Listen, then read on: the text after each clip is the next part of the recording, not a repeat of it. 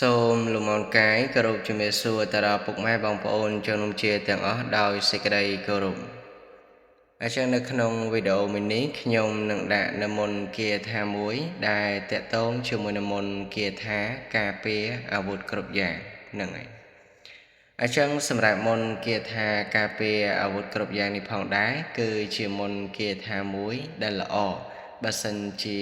យើងព្យាយាមសិក្សារៀនសូត្រភាវនា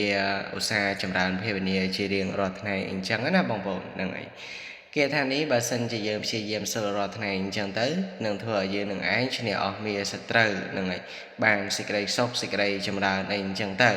ហើយណាមួយនឹងធ្វើឲ្យយើងនឹងឯងមានអាយុយឺនយូរផងដែរអញ្ចឹងអាគុំសមអាយុណាបងប្អូនបើសិនជាយើងជឿខ្លះទៅក៏វាមិនមានការខាតបង់អីមកកាន់យើងដែរគ្រាន់តែថាយើងកុំងប់ងល់តែប៉ុណ្្នឹងទៅគឺបានណាហ្នឹងហើយអញ្ចឹងសម្រាប់មន្តគាថានេះគឺវារៀងវែងបន្តិចហើយក៏ជាភាសាបាលីអញ្ចឹងទៅបើសម្រាប់បងប្អូនណាដែលគាត់មិនពូកែនៅក្នុងការអាននៅភាសាបាលីគឺអាចថាពិបាកសម្រាប់គាត់បន្តិចតែបើសិនជាបងប្អូនណាដែលចេះអញ្ចឹងទៅអាហ្នឹងគឺវាមិនអីទេវាងាយអញ្ចឹងណាបងប្អូនដោយសារតែបាលីនេះក៏វាមិនរឹងអីដែរបានន័យថាមិនរឹងហ្នឹងគឺបានន័យថាបាលីហ្នឹងគឺវាមិនពិបាកនៅក្នុងការអានមិនពិបាកនៅក្នុងការបញ្ចេញសំឡេងអញ្ចឹងទៅអក្សរបាលីខ្លះគឺពិបាកនៅក្នុងការអានពិបាកនៅក្នុងការបញ្ចេញសំឡេងឲ្យត្រូវអញ្ចឹងណាបងប្អូនអាហ្នឹងគឺគេហៅថាបាលីហ្នឹងវារឹងហ្នឹងហើយអញ្ចឹងដើម្បីកុំឲ្យខាតពេលវេលាវែងឆ្ងាយខ្ញុំនឹងធ្វើការសូត្រនៅគាថានេះដើម្បីនឹងជម្រាបចែកជូនទៅកាន់ពុកម៉ែបងប្អូនទាំងអស់គ្នាស្ដាប់តែម្ដងហ្នឹងហើយសម្រាប់មន្តគាថានេះគឺយើងសូត្រថាជាយោព្រះពុទ្ធសាសនានមោពុទ្ធេយៈសិទ្ធាំនមោធម្មេយៈសិទ្ធាំនមោសង្ឃេយៈសិទ្ធាំអឧមៈឧមៈអមៈអឧមៈឧអៈឲ្យតោះណាបងប្អូនពាក្យហ្នឹងគឺកលិចទៅកលិចមកអញ្ចឹងហ្នឹងហើយបើសិនជាបងប្អូនអត់យកចិត្តទុកដាក់ទេគឺនៅពេលដែលយើងសូត្រទៅអាចនឹងសូត្រអត់ទៅមុខទេបងប្អូនហ្នឹងហើយនៅតែមួយកន្លែងហ្នឹងឥឡូវបន្តទៅមុខទៀតអ្នកមៈពតៈមៈពតៈអ្នកពតៈអ្នកមៈតៈអ្នកមៈពៈសត្ថាធនុំអាកណ្ឌិតុំតថ្វាវិសេចេតុំនេតិសេឧទ្ធាំងអថោថោឧទ្ធាំងឧទ្ធាំងឧទ្ធោចភៈកសៈអសង្វិសឡោអបុសពុភៈទេសីនេបវិខៈសៈអមេឧទាឧបស័យឧបនេឧបបឧបវិឧបវិឧបខៈឧបសៈឧបអឧបមេឧបឧឧបហ្នឹងហើយអញ្ចឹងគាថាហ្នឹងគឺចប់ប៉ុណ្្នឹងណាបងប្អូនឥឡូវខ្ញុំសូត្រម្ដងទៀតជូនបងប្អូនជាយោព្រះពុទ្ធសាសនានមោពុទ្ធេយៈសិទ្ធាំនមោធម្មេយៈសិទ្ធាំ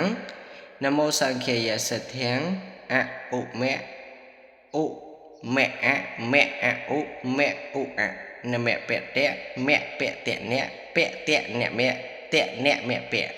សត្ថាធនុំអកណ្ឌិតុំតថ្វាវិសេចេតុំនេតិសេឧទ្ធាំងអថោថោឧទ្ធាំង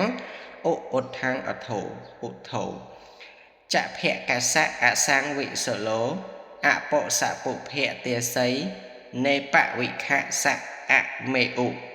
ទាឧបស័យឧបនេឧបបឧបវិឧបវិឧបខៈឧបសៈឧបអ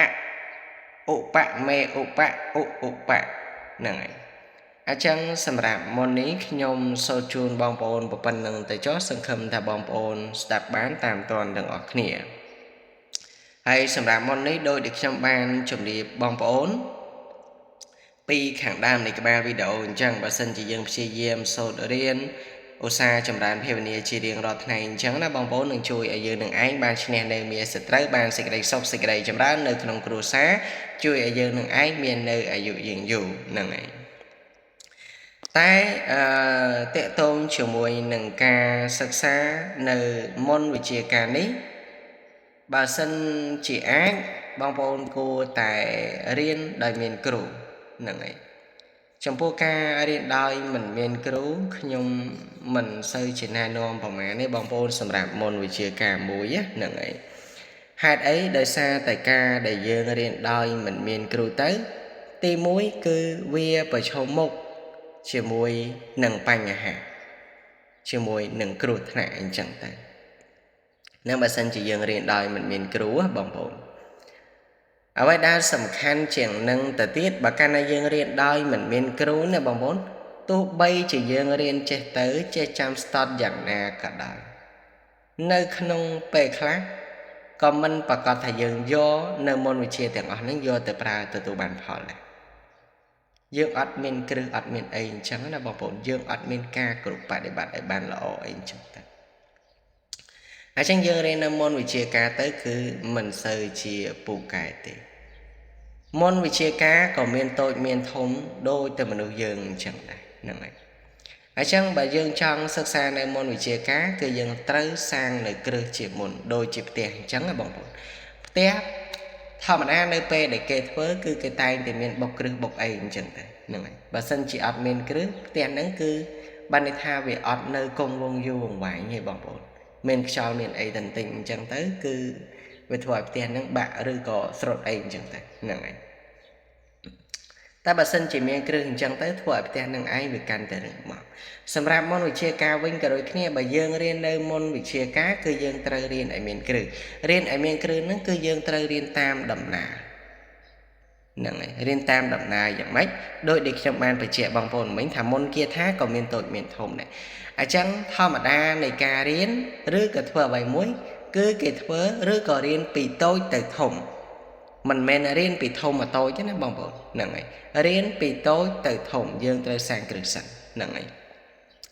ហើយបើសិនជាយើងរៀនដោយមិនមានគ្រូប្រកាសណាស់គេថាដែលយើងគិតថាវាមិនមានផលប្រយោជន៍សម្រាប់ខ្លួនយើងណាបងប្អូនគឺយើងអត់ចង់រៀនទេហ្នឹងហើយគឺអត់ចង់រៀនទេសេវារកតែគេថាណាដែលតម្រូវការរបស់យើងអញ្ចឹងទៅដែលវាមានប្រយោជន៍សម្រាប់យើងអញ្ចឹងទៅហ្នឹងហើយអញ្ចឹងយើងអត់អាច select បានទៅតាមចិត្តទេហើយបើទោះបីជាយើងរៀនមានគ្រូក៏ដោយបងប្អូនក៏យើងអត់អាចរៀននៅមន្តវិជ្ជាការបានទៅតាមចិត្តដែរមិនមែនយើងចង់រៀនមន្តនេះយើងរៀនមន្តនេះរៀនមន្តនោះយើងចង់រៀនមន្តនោះក៏រៀនមន្តនោះគឺអត់ទេហ្នឹងហើយយើងត្រូវរៀនតាមដំណើរលក្ខណៈថាមួយតែច្បាស់លាស់ហ៎បងប្អូនហ្នឹងហើយមួយតែច្បាស់លាស់បើយើងរៀនមានគ្រូ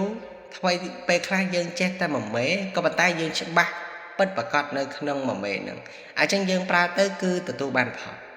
តែបើសិនជាយើងរៀនដែលអត់មានគ្រូយើងចេះច្រើនមែនទែនគេថាអីក៏ចេះដែរតែភាគច្រើនយើងប្រើទៅមិនទទួលបានផលទេហើយបើបងប្អូនមានបំណងចង់រៀនឲ្យខ្លាយទៅជាគ្រូជាម៉ោសម្រាប់ជួយសង្គ្រោះជីវិតសត្វលោកអីចឹងណាបងប្អូនហ្នឹងហើយនោះបងប្អូនត្រូវតែស្វែងរកគ្រូដើម្បីដឹកនាំសិក្សារៀនសូត្រជាដាច់ខាតមិនយើង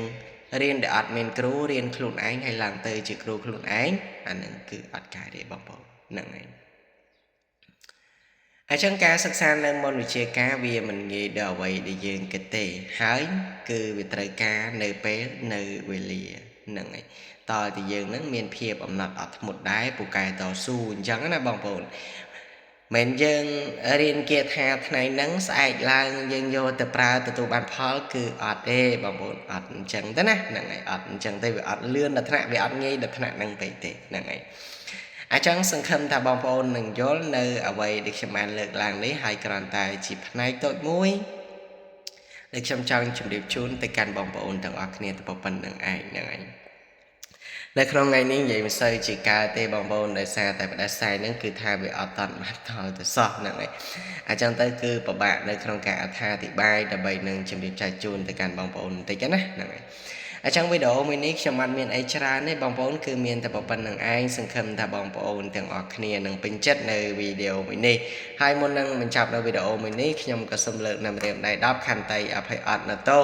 ទៅដល់ពុកម៉ែបងប្អូនចិត្តឆ្ងាយទាំងអស់ដែលកំពុងតែមើលនៅវីដេអូមួយនេះក្រែងលោថាមានកន្លែងណាដែលខ្ញុំនិយាយទៅមានការលើលូខុសឆ្គង